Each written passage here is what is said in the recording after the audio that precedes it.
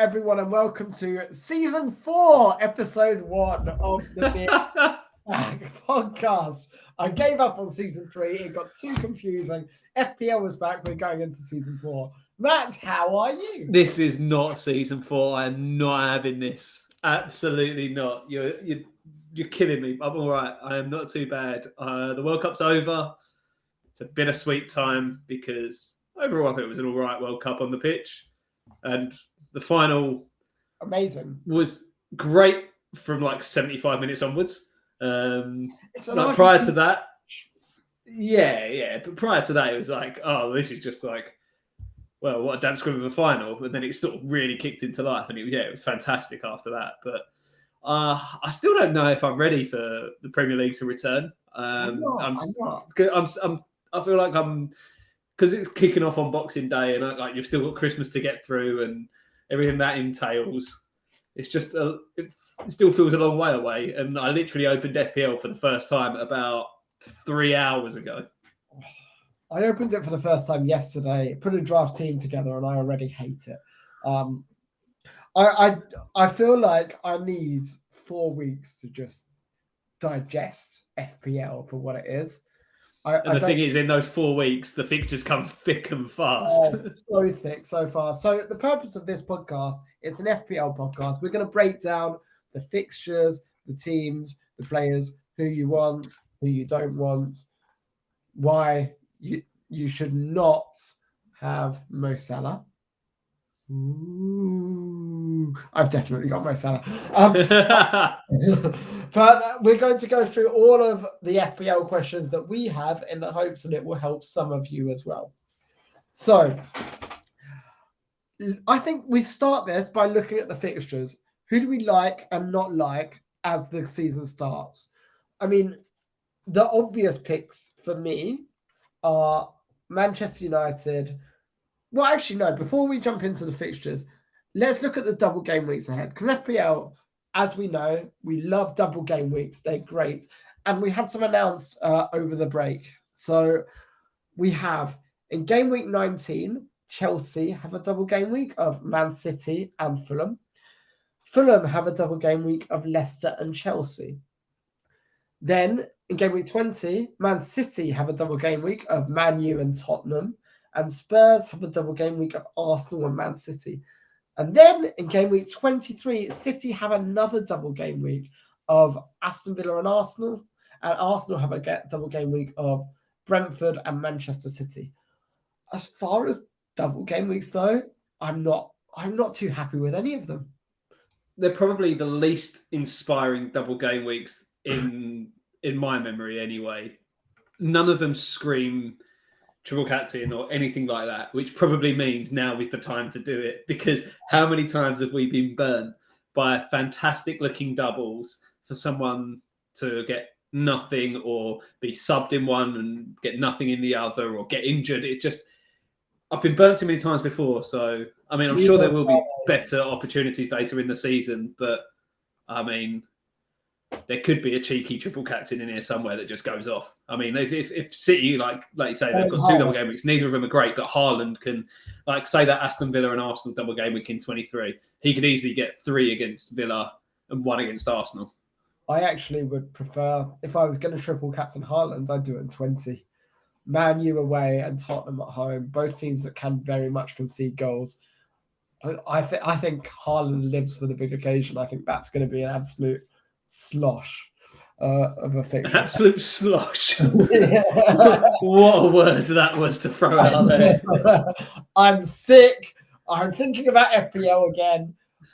I'm not in the best place for my vocabulary. It's because you haven't got hot chocolate. That's the problem. Exactly. When Julie comes home, I'm going to shout at her to make me hot chocolate while I go on mute. Wait, woman, where's my hot chocolate? Her last day of work today, and she's come home to me screaming at her. Regardless, though, there is one that's snuck under the radar, and that's game week 19, Fulham against Leicester and Chelsea. If you're a big Fulham fan and you're ever going to captain a Fulham player or triple captain a Fulham player, it's Mitro against these guys, right? I mean, he's going to be my captain in this double game week.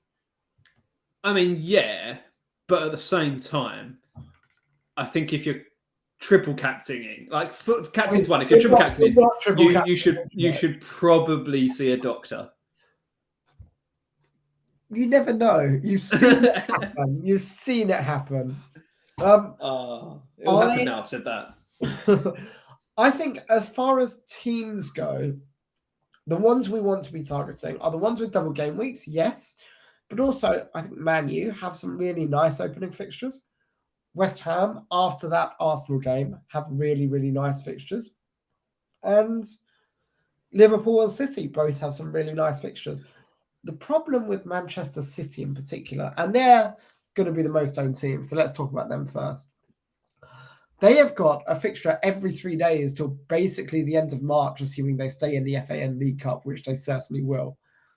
There's going to be a hell of a lot of rotation. So, Cancelo, Haaland, are you going with a third?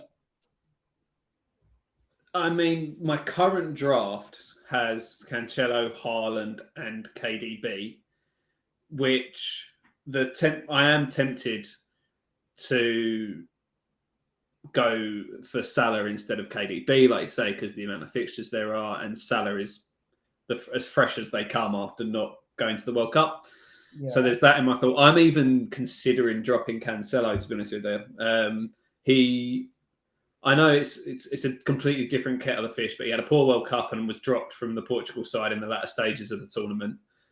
And it just, I feel like that money could be like, I would be tempted to go with Robertson instead of him because of that little bit extra. Robertson's fresh as well. The issue is obviously Pep Roulette is always a worry.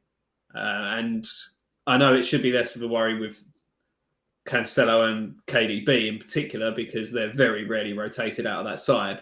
But it's a tricky one for me, and especially with a couple of tough fixtures in there. The doubles are very tempting. So it really is a balance act, and I don't know which way I'm going to fall at the moment. I think you're crazy for considering dropping Cancelo. He's an absolute must-have in my team. He didn't get that many minutes for Portugal, which means he's going to be fresher. Yeah, his World Cup was a bit shit, but I don't think Portugal were that impressive overall. So it's like KDB had a shit World Cup, but he's still KDB. These players turn up for City. And I think the other thing for me as well is like players that like him, like Kane coming back, that have got something to prove now, really. So I feel like they're going to be really going for it. Potentially. Harry Kane's another conversation we can get to in a minute. But for City, for me, I've got Cancelo locks and I've got Haaland locked. They're not moving. They're in. Haaland's going to be my captain 90% of the time.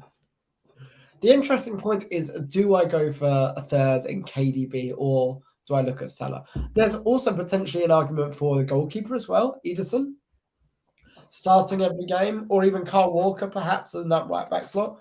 Although you're paying $5 million for a ceiling of 6 points. I'm not totally convinced by it, but I think there is logic there. I don't know about like Ederson is a tricky one for me because he's obviously very expensive, and when you've got the likes of the hero that is Danny Ward, who really started to find his feet for Leicester before the World Cup break, I just don't think you need a top tier goalkeeper in that, like when it comes to price, because you've also got like Kepa at 4.5 at Chelsea, who potentially will be starting again, and they've got some good fixtures and doubles and a double in there as well. So there's always that one. Yeah, I agree. What I'd like to do as part of this podcast, let's go through position by position. Look at the players we have and the players we think are really good options, because we both put some drafts together, but let's see what we've got so far, and let's look at every position and see who the available options are that you should be looking at.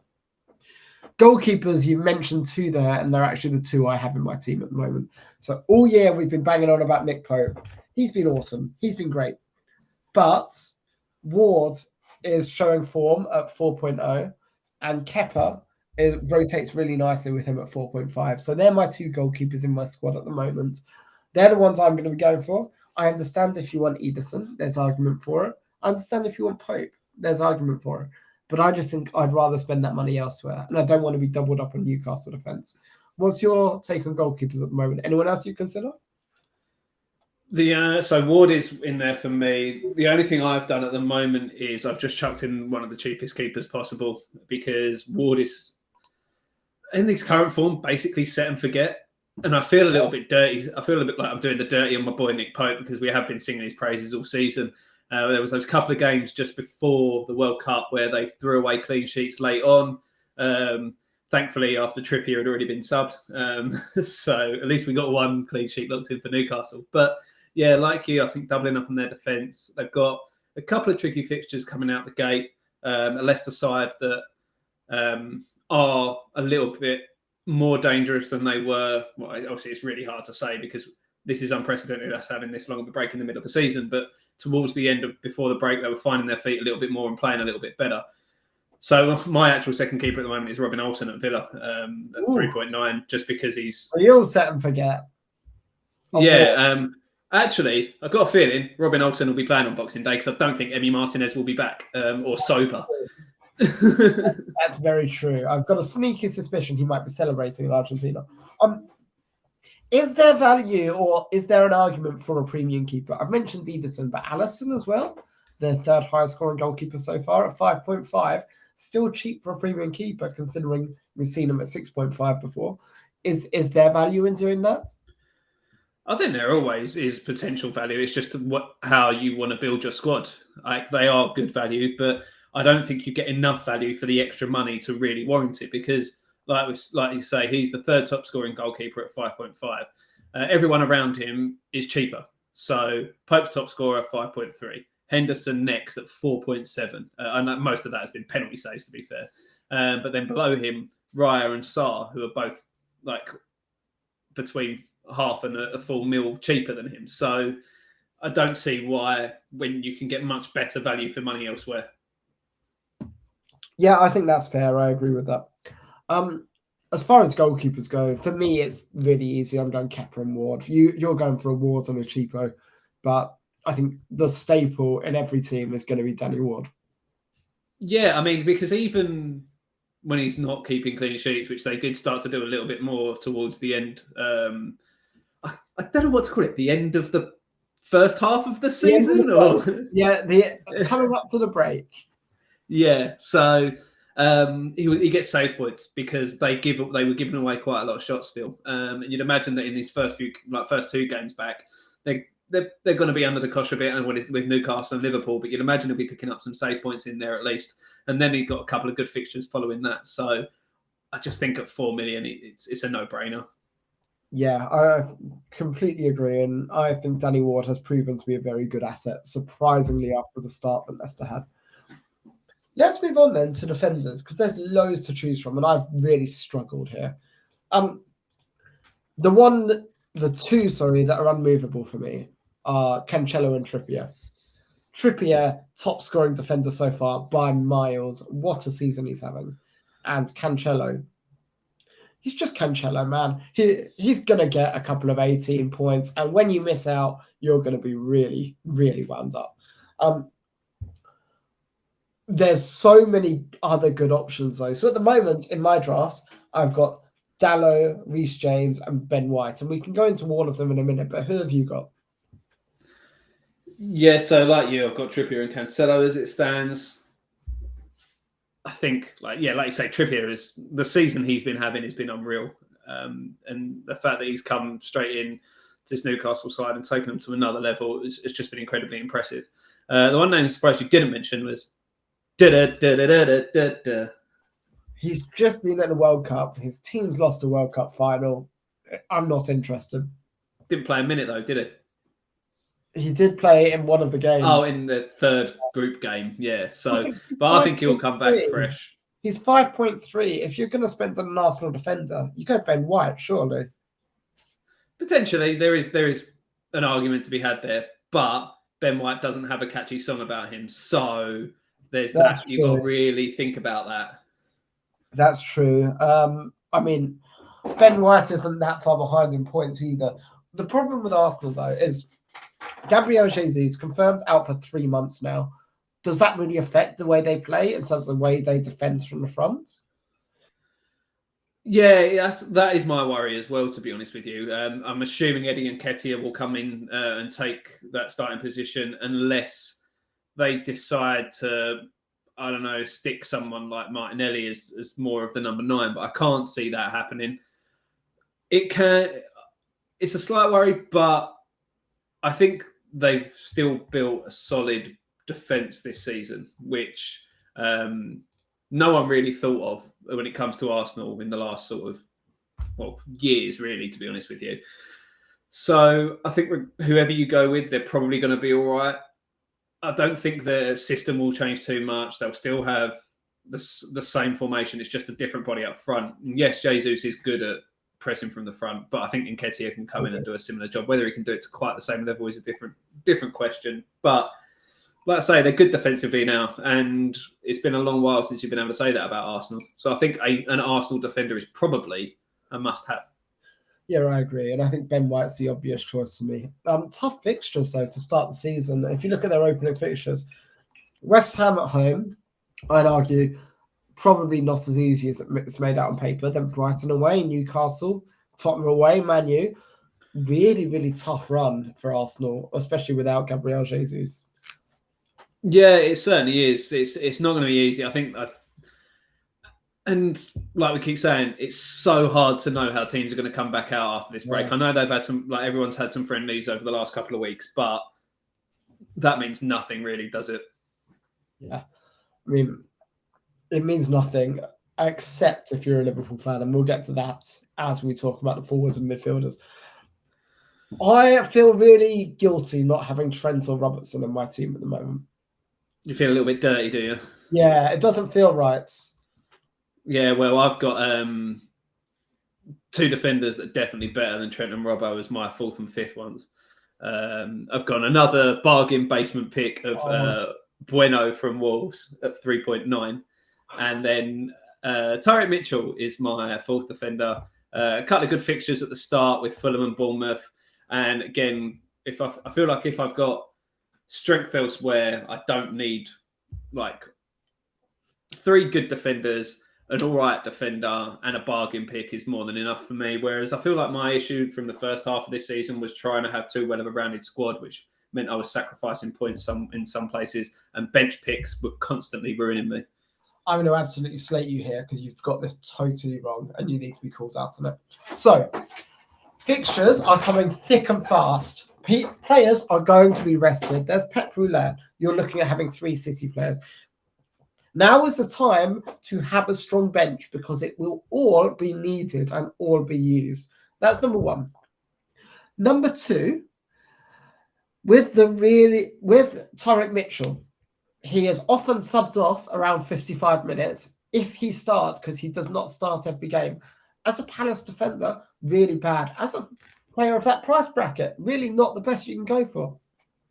Ben White's 4.7. Diego Dalot is 4.8. Sven Botman for Newcastle is 4.4. There are much, much better options in that price bracket. I think if you go with Mitchell, you're shooting yourself in the foot really early doors. I can't wait for him to haul in these first 2 games and I can just clip that bit and play it back to you. That seems likely, doesn't it? I think strategically, though, you're going the wrong way around. I think at the start of the season, what you're doing, correct play, because people are going to be playing their first 11. Teams are going to play their first 11 almost every week. Now, very much not the case. Games every 2 or 3 days for most of these big clubs in particular. The good thing is, like, the players that I have picked are playing. So everyone, for example, other than Olsen, because forget about him, but all 15 of my players are players that play. Even Bueno, I know Wolves had their defensive injuries towards the back half of that first half of the season, which is why he got game time. But regardless, I've all gone for players that get minutes regardless. So it's not as though I'm going to be coming in with blanks. Yeah, I mean, I was also looking at the fixtures.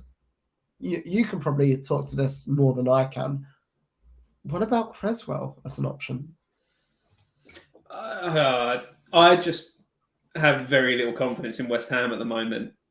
And that stems from our performances at the back half, towards the last few weeks before the break. and our fixtures aren't that great at the moment. I feel like we have had injury problems.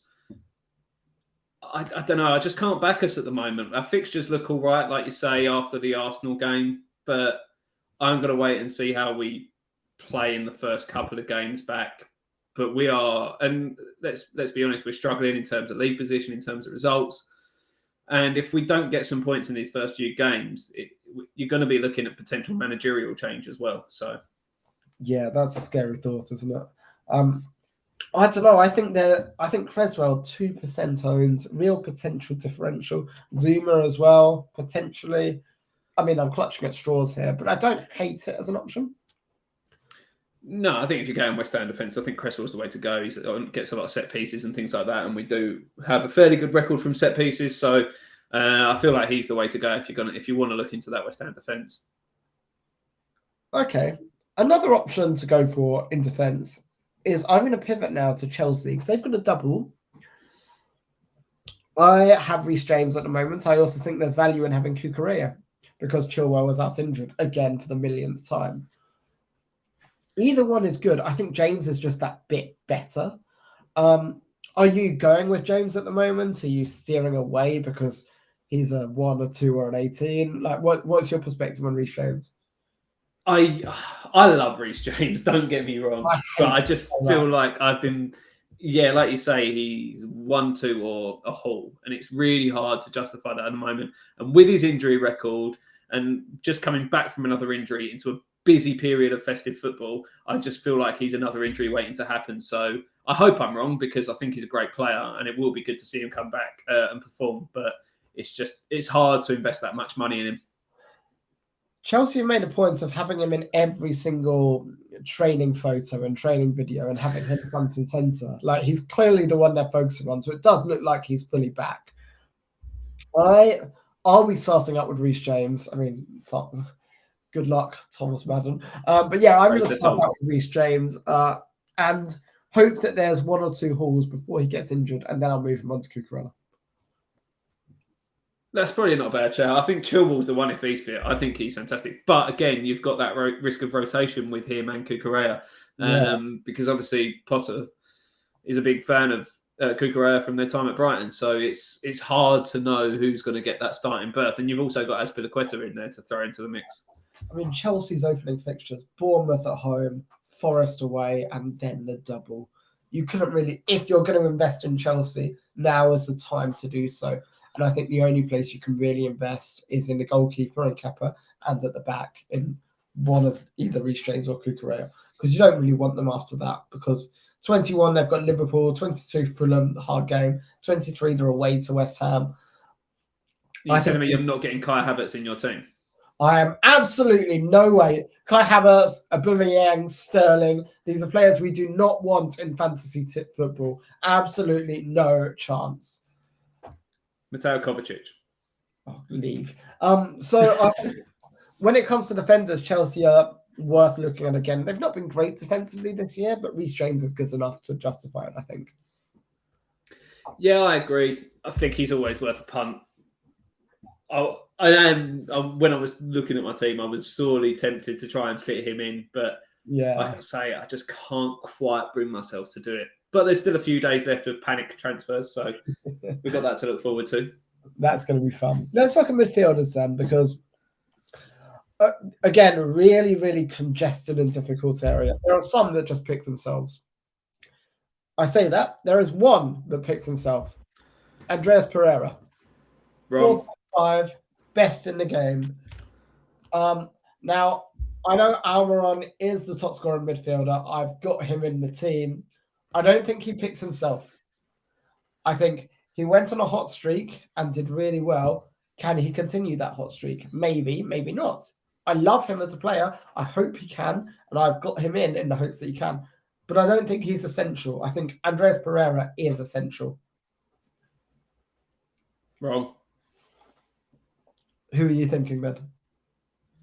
Miguel Almiron. He's the one. If you haven't got him, then what are you doing with yourself? 5.6 mil, top scoring midfielder in the game. 5.8. That is. Sorry, I'm looking at my side. So yeah, sorry, I got him in at 5.6. Yeah. So yeah, like 5.8 now. But if you haven't got him in at that price, Oh yeah. bearing in mind he is outscoring every other midfielder in the game, he is essential. Like you cannot get more essential than that. Yes, Andreas Pereira has done very well and at a very low price, but Almiron is the one. I mean, I've got both, so I'm not really going to argue with you. I guess I've had Martinelli since day one. I love Martinelli. With Gabriel Jesus going, I'm wondering how does that affect the Arsenal attack? And also, Martinelli is on the same amount of points as Martin Odegaard. I was gonna say this. Is there a good little streak just had? before the break? So I mean, I told you from day one, Odegaard, what a player. Is there a debate to be had? Because Odegaard's played less games. Are we all missing what's right in front of us, what the data is telling us here? Because Odegaard, I think he's on 5 goals for the season so far. When he pops up, he does pop up. He gets goals in 2s or 3s.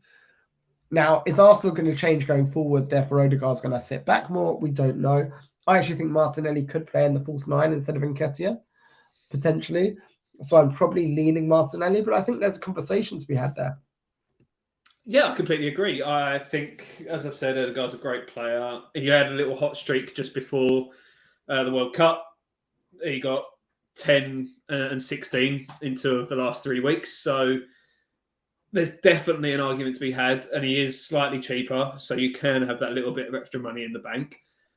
I personally think for this little period as we start, go more obvious, and I think Martinelli is more obvious. So because I think if you do go for Odegaard over him and it doesn't pay off, you're going to feel like a bit of an idiot and you've taken an unnecessary gamble. But I will be keeping an eye on him for sure. There is definitely potential there. Yeah, I agree. Now, with midfields, is it Mo Salah or no Salah? Now, you're a big proponent of no Salah. You have been all year. Hasn't done you very well. But talk to me about what your thoughts are at the moment. I don't know anymore. I just don't know. I feel like I'm probably going to end up with him in because the fixtures are good. He's rested. I just feel like it's funnier to not have him in because I've been so stubborn about him all season. I barely had him in, and when I did, he's barely done anything. But then I feel like at this point I'm doing it for the bit. But then, if you've not got Salah, I hate saying this, is Darwin Nunez enough to cover not having Salah? Probably not. Not having Darwin Nunez. I feel like, and we've said this, you particularly said this, Luis Diaz is such a big miss for you guys. And obviously he's going to be out for the foreseeable now. So is it what do you... for a few weeks as well? Yeah, so I mean, don't get me wrong, I think you'll start well. Villa is probably a good fixture to have early on. Obviously, Emery's come in and sort of had a mixed bag to start his first couple of games before the World Cup, but they probably won't have Martinez for this first game, which does leave them with Robin Olsen, which means that's potential for a bit of a big high-scoring game. But, I mean, your recent track record against Villa isn't the best when they beat you 7-3 or whatever it was. 7-2, sorry. I'm going Salah and Darwin. My thinking is in midfield, it's Salah or KDB. Now, I will probably move over to KDB for the double game week, and which is in 20, then hold KDB through till the double game week in 23. Then I'll go back to Salah, most likely. But at the moment, I know KDB has more points in the season so far, but if you ask me who's going to end on more, I think it's definitely going to be Salah, which is why I'm going for him. You're probably right.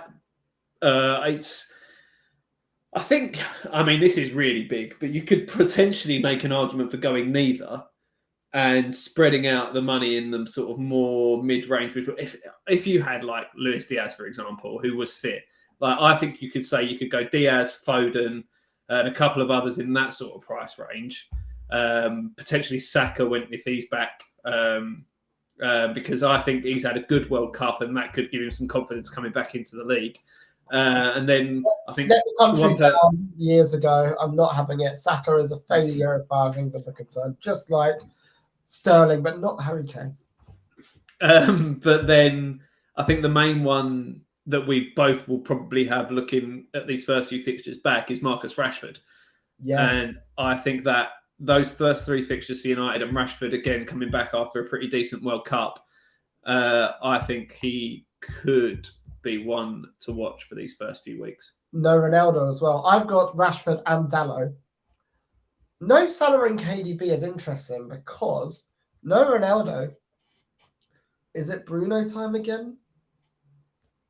It potentially could be. I feel like we've seen it with United. We saw it with Portugal as well in the World Cup. He just has more freedom and plays better when Ronaldo isn't there. So, I mean, I know when Ronaldo wasn't playing much in the last few weeks anyway, but I just feel like it could be, he's definitely one to keep an eye on in these first few weeks. Because prior to Ronaldo coming back to United at the start of last season, Bruno was scoring points for fun. So there's no reason to believe that won't happen again.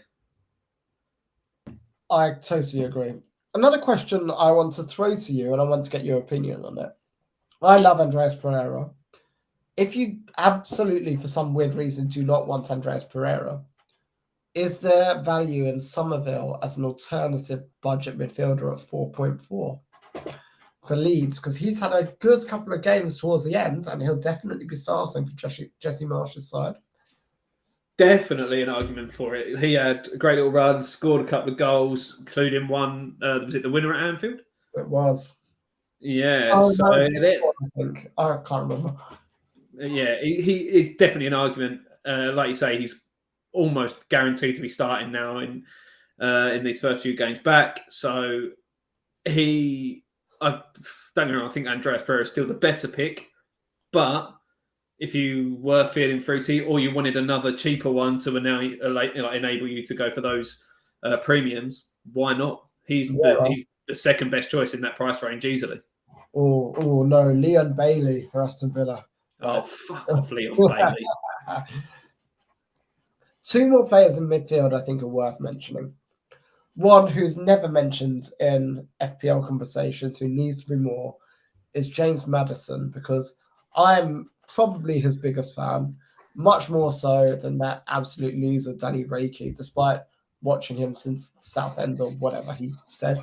But James Maddison, I think, is worth a conversation because although he's 8.2, 77 points on the season, tied with Odegaard and Martinelli, I think could really be worth a go. And same with Rodrigo for Leeds, actually. Wasn't actually the other one. The third player then, that I think is also an option in that bracket, is your favourite. You mentioned Crystal Palace have 2 good fixtures.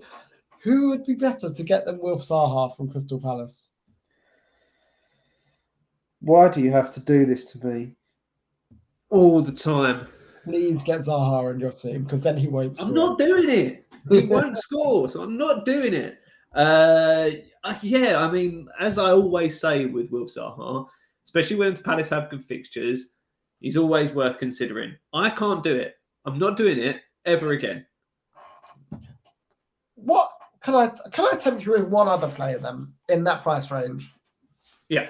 A player who we both love, Dejan Kulusevski. Is he being completely overlooked? He's 8 million, which is a lot, but we know from last season he's really good. We know from the start of this season he's really good. Richarlison's out for months now because he's apparently injured.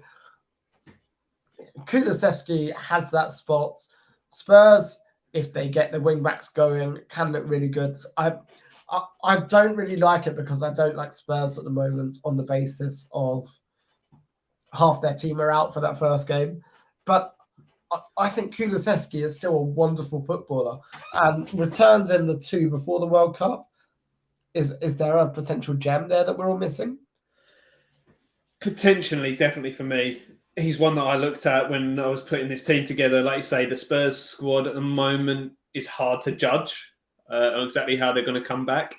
But like you say, those 2 games before the World Cup came back into the side and looked very good. I'd imagine like the other attacking players will still have. So yes, they're missing Richarlison, so that obviously makes that spot available. And Kane and Son will probably still be coming straight back in. I'd imagine basically anyone that went out in the quarterfinals or earlier will be playing in this first game week. I wouldn't be looking at anyone that played in the semis because they had third, fourth place playoff as well. So I would ignore them. But quarterfinals are early, you've got a good shot. So I think Kane plays, I think Son plays. They've got their major attacking outlets. Obviously, they'll still have Bentancur. Nope, suspended for the first game. Oh, excellent. That's good news. So ignore that. But I think in general, they may not have Lloris. They definitely won't. They also won't have Romero, who is a huge in that transition from the back into the forward line. Yeah, so I think attackingly they're worth looking at, but maybe not defensively. So 100% Kulusevski is one to keep an eye on. And speaking of the sort of England connection as well, in that price bracket as well, obviously you've got Phil Foden, who I did have in that period before the World Cup when he just decided to not play at all. Thanks, Pep. But if he picks up that form that he had prior to that period, when he was just picking up assists for fun, there's no reason not to go for him as well with the good City fixtures. It obviously just depends if you have the 3 City players and what you want to do with them. And we've finally got someone on this pod that's going to talk some sense. Yeah, Benny the puppy has joined us on the podcast. What do you think, Benny? Matt's an idiot. Matt hates football. Matt doesn't know anything. Good insight. Well done. Mwah. Anyway, sorry, that was very rude of Benny, I know, but that was him, not me. Yeah, fair enough. He knows what he's talking about as well. Yeah, very much so. I'm just getting his coat off. He's running around like a silly little man. So, now we've done midfielders, let's move to the forward lines. Can I start with this one? I wish we could have 5 strikers. Can I pick my pick first? Is it going to be Ivan Toney? It's Ivan Toney. Yes. So for the listeners, why don't you talk them through the Ivan Toney situation? So just before we're recording this on what day is it? Tuesday? It is Tuesday, isn't it? On Tuesday evening, it's just been announced that Ivan Toney has been charged with a further 30 alleged breaches of FA betting rules to go with the charges that he had just before the World Cup. So he is going to get a decent ban, I would imagine. Nothing's been announced yet, but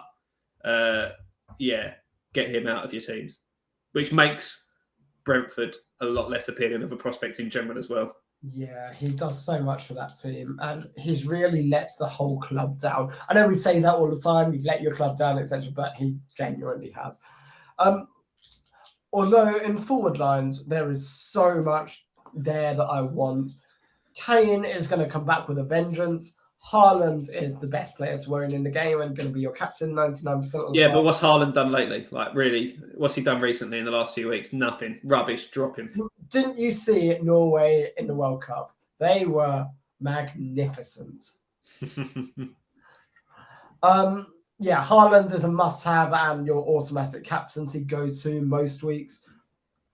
Alexander Mitrovic for the double is going to be my captain, so he's a lock for me as well. So it's only really one spot left. Now, I've spread the funds around and gone Darwin instead of Kane, which terrifies me. But I think there is a logic to it. What's your perspective on the forward line at the moment? It's so difficult because, like you say, there's so many options. At the moment, my 3 are Kane, Mitrovic, and Haaland. But like you, I'm very tempted to go Darwin instead of Kane. He just he didn't have a great Uruguay were poor at the World Cup, but he wasn't utilised playing alongside Suarez, who's about 64 years old at this point and shouldn't be starting in a World Cup game. Liverpool just played a friendly against AC Milan. Darwin got 2, Salah got 1. And Darwin missed a penalty. Yeah. The worst penalty you've ever seen, potentially. So funny. He's got a couple of goals as well. He's fine, and he's going to spring right back into action. And then you've obviously got Callum Wilson, who had that insane run of form before the World Cup as well, who's obviously worth mentioning. Callum the Truth Wilson. Yeah. And then I had him just before the World Cup. Let's not talk about that. What about Bobby Firmino, Tom? Oh, no. The problem is he's going to be playing more as an attacking midfielder. Now that Darwin is going to be playing every game, Firmino is going to play further back. And he's much better in that creative position than that forward position. But what it means is he's not going to get FPL returns. So he's a no-go. What about Ollie Watkins? The thing with me for Villa at the moment is those first two fixtures back are Liverpool and Spurs. So I wouldn't be looking at them now. Maybe Sorry, not Ollie Watkins, Danny Welbeck. Danny Welbeck. Yeah, he had a good run just before. It's a few weeks just before the World Cup, but like sort of maybe 5 or 6 weeks before the World Cup, and obviously Brighton have had a bit of a weird transition under the new manager, where things have been a little bit more inconsistent than usual. I don't hate it. They've got a couple of good fixtures, but again, they've got a couple of tough fixtures in there as well. But Southampton, to start with, is quite a tasty fixture, I'd say, because Southampton look a little bit bereft and have done for a little while, and House and Hootel's obviously gone now. So you don't really know what you're going to get with new management under Southampton as well. Yeah. I want to throw out another name that has gone, or two more names. The first is someone you've mentioned already, and that's Nketiah, because if he starts for Arsenal, could be. I mean, I say great value for money. He's about 6.7 at the moment, so I just don't think you can justify going near him. But the other name is Anthony Martial, who, without Ronaldo, will probably be playing in that striker spot. Now, I think there are much worse picks at the moment. There definitely is. It's going to. I'm not sure exactly how they're going to line up. It'll be one of Anthony, Martial, and Rashford up front, and probably the other one on a wing. But either way, I think they're both good options.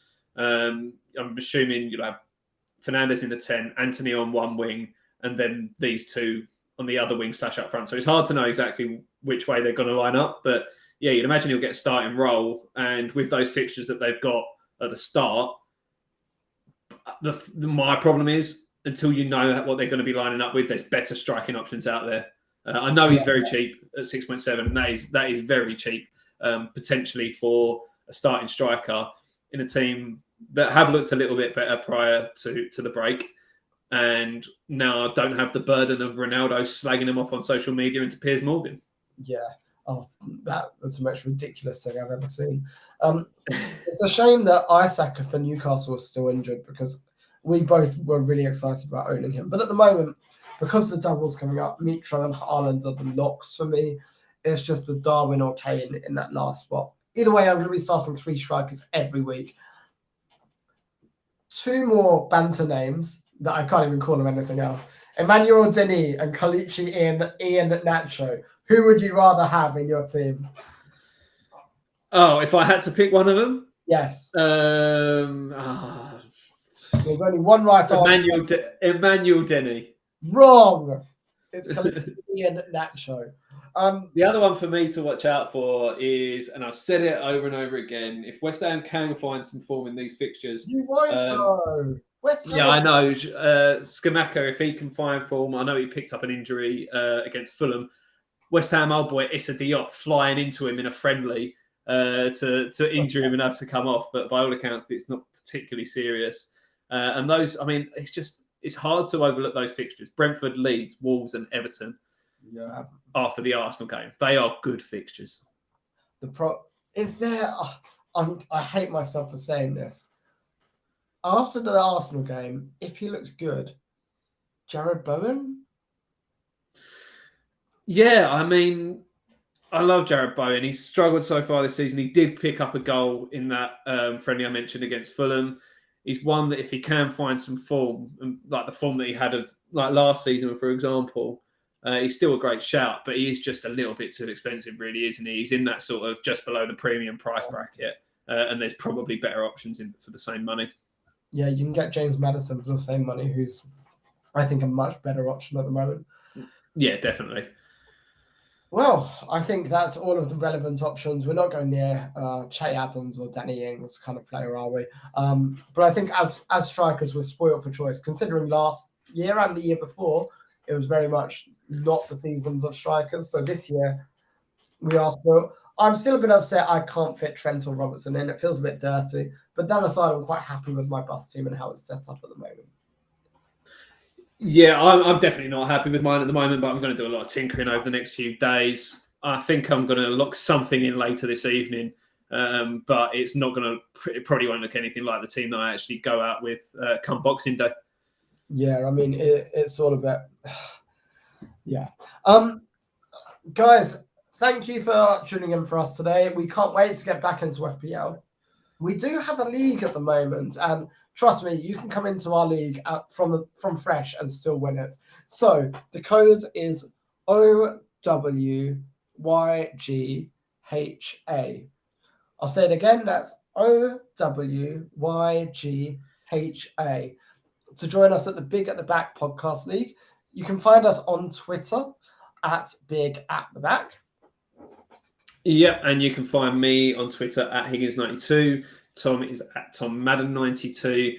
So come and get involved with the conversation. If you're watching this on YouTube, don't forget like, subscribe. It really would help us out. If you can find us on all your regular podcast platforms as well, Spotify, Apple Podcasts, and Google Podcasts. And in the meantime, I hope you all have a great Christmas. We will be back between Christmas and New Year. We probably won't be getting a game week like a pod out every game week because obviously they're coming too quick at the moment. But we'll be getting as much content out as we can over the festive period. Yeah. Honestly, the fixture congestion is quite nasty, so pay attention to FPL. I know it's going to be difficult, but try and pay attention to it because game weeks do turn around in 12 hours. Otherwise, so guys, have a wonderful Christmas, and we can't wait to get back to you after the first round of fixtures.